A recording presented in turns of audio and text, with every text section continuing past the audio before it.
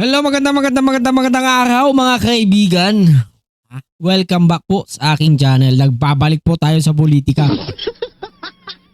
Alright, alakayin po natin itong si Leandro Lepiste. Nananahimik ako, bossing. Ilang buwan ako nanahimik sa politika. Pero ikaw ang dahilan kung ba't ako bumalik. Hayop ka. Hayop ka? Putang ina mo. Ginagawa mong bulwagan ng katarungan ang plenary session ng Kongreso. Which is pangit. Kung gusto mo ng tunay na laro, magsampa ka ng kaso sa ombudsman. Magsampa ka ng kaso sa korte. Pumalap ka ng mga matitibay mong ebidensya, boss. Girl. Anyway, panoorin nga mo natin itong ratsyada ni Madam Lepiste. Why now? I would like to say that my focus has been on transparency and accountability on corruption in the DPWH and the flood control investigations. Kasi hindi sapat na i-disqualify natin ang mga ang mga kandidato na may vote buying sa mga eleksyon. Dapat kasuhan para sa pagnanakaw ang mga politiko kapag sila ay nahalal na. Kaya yun ang inuna ko, yung pananagutan sa korupsyon sa DPWH. Pero kung pwede ko pong banggitin din, ako po ay hindi sinungaling. Ayokong bulahin ng taong bayan.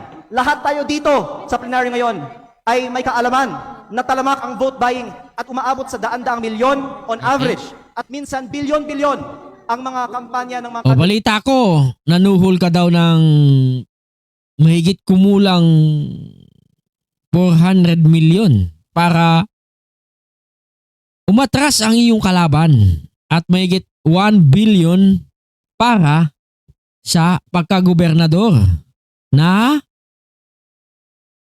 inaasahan mong mananalo ka. Sana kung umatras netong si Vilma Santos. Pero inong, bata ka pa. Hindi ka nga kilala. Sumikat ka lang naman eh. Dahil sa tatay mong manyakis na mapagkahanggang ngayon nandudun pa rin sa oblo. Pero, eto ang twist. Pare, alam mo, noong panahon ni Duterte, doon nagkaroon ng tsansa na lumaya ang iyong ama dahil ang namumuno noon ay isa ring manyakis. Pero ngayon, wala. Di ko alam kung ba't ka nag-iingay. Tatakbo ka ba sa mataas na posisyon? Tatakbo ka ba bilang isang gobernador ng Cavite? Para tirahin mo ang mga rekto ng Cavite, Batangas? Ano ba ang motibo mong akla? Ano ba? kandidato sa Pilipinas. Kaya kung sino man dito ang magtatayo at nagsasabi na kasinungalingan ang sinasabi ko na umaabot sa daan-daang milyon, at the very least ang ginagastos ng ibang mga kandidato na nandito sa plenaryo ng Kongreso ngayon, hindi ako mahihiya na magsabi na sila ang sinungaling at ako ay nagsasabi ng totoo. Kaya ako po binubuksan ito ngayon kasi wala akong itinatago. Naka-post sa Facebook yung mga ipinamimigay ko kasi yan ay hindi kapalit ng boto.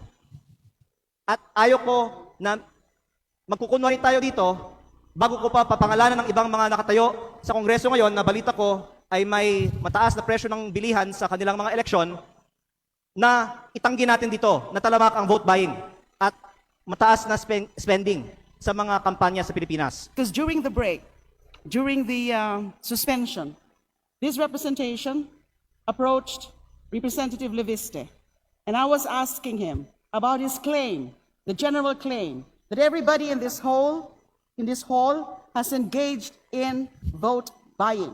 So I was telling him, can you please withdraw that particular portion because we find it offensive. For the record, this representation does not engage in any vote buying in any elections, including the last elections of 2025. And I remember, tangina mo, yari ka ngayon, Lepiste. Pinalagang ka na na dilimang, hinayupa ka.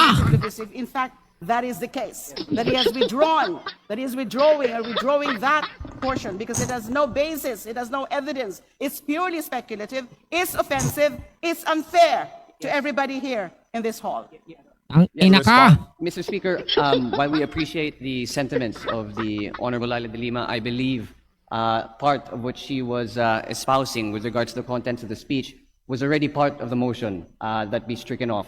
Was already part of the motion in which parts of the speech be stricken off in which there was no basis, fact, or evidence. I understand, Mr. Speaker and Mr. Majority Leader, but we would want it from the mouth himself of Representative Leviste about that withdrawal.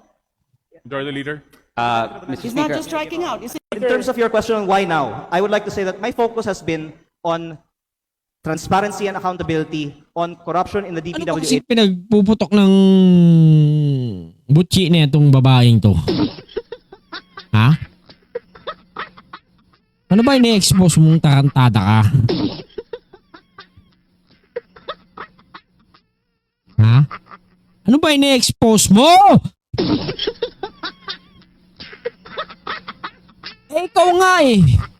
Ha? Talamak ang panluloko mo sa gobyernong hinayupak ka. Binigyan ka ng prangkisa, binenta mo daw, di umano. Ha? Sa solar mo binenta mo, pinagkakita mo ang gobyerno.